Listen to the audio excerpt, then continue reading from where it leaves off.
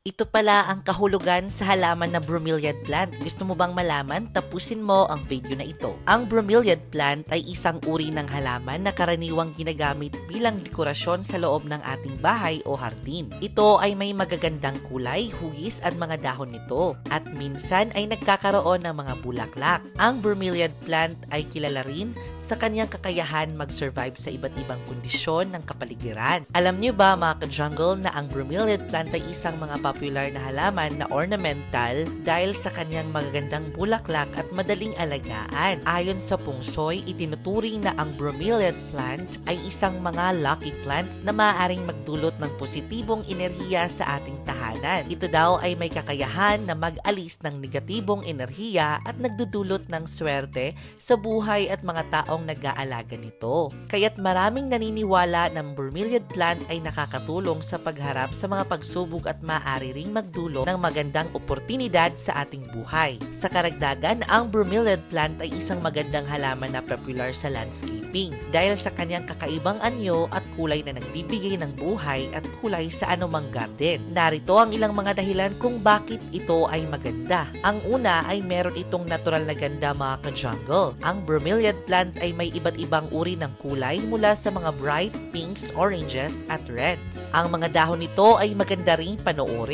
May iba't ibang hugis at texture ng interesting aesthetic sa anumang lugar. Pangalawa naman, madaling ingatan. Ibig sabihin na ang bromeliad ay kilala rin sa kakayahan nitong tumagal ng matagal. Kahit hindi ito gaanong kapansin-pansin sa pag-aalaga, hindi ito gaanong kailangan ng masyadong tubig o araw. Kaya't madali itong ingatan kahit busy lifestyle na tayo. Pangatlo naman, indoor at outdoor ito. Friendly dahil sa adaptability ng bromeliad na maaari itong ilagay sa loob o labas ng ating bahay.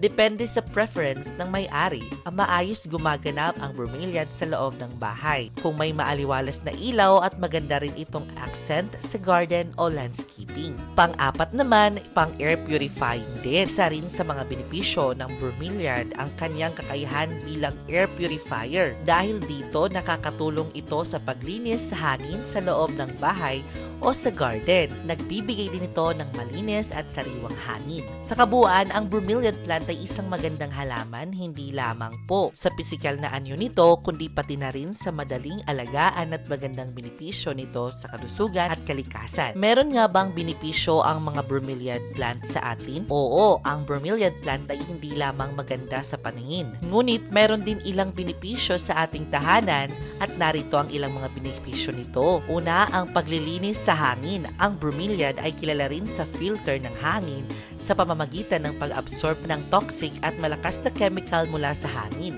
Ito ay nakakatulong sa pagpabuti ng kalidad ng hangin sa loob ng ating bahay. Pangalawa naman, nagpapalakas ito ng agyo. Ang halaman ay maaaring magsilbi ng tindi para sa madami ng microorganism sa pagproseso ng agyo na lupa at ito ay nakakatulong sa pagpanatili ng luntian at kapaligiran sa loob ng bahay. Pangatlo naman, relaxing ito para sa atin. Yes, meron relaxing effect ang mga halaman tulad ng bromeliad, calm effect at sa ating kalooban. Ang pagmamasid ng mga halaman ay maaaring magbigay ng kapayapaan at kasiyahan sa ating emosyonal lagayan. Kaya't maaari mong isaalang-alang ang pagkakaroon ng bromeliad sa inyong tahanan upang mapanatili ang kalidad ng hangin at pagpapalakasin ng akyo. Ito na nga mga ka-jungle, isishare ko din sa inyo ang kaunting kaalaman ng paghahanda sa tamang pagpataba at pag-aalaga ng ating mga bromeliad plant. Una dito, ang tamang pagdidilig. Siguraduhin na hindi nababasa ng sobra ang bromeliad plant. Sunod naman ang liwanag. Ugaliin na ang bromeliad plant ay nangangailangan ng sapat na sikat ng araw. Importante din ang temperatura mga ka-jungle. May init na lugar ang nararapat para dito sa ating mga bromeliad plant. Kaya naman niligay ko siya dito sa malapit sa aming garden. So ayan na nga mga ka-jungle, na-share ko na sa inyo ang pag-aalaga at mga kahulugan dito sa ating mga bromeliad plant. At kung nagustuhan mo ang video na to, i-share mo ito para maswerte tayo. Maraming salamat sa panonood and I will see you next episode because more plant, less stress.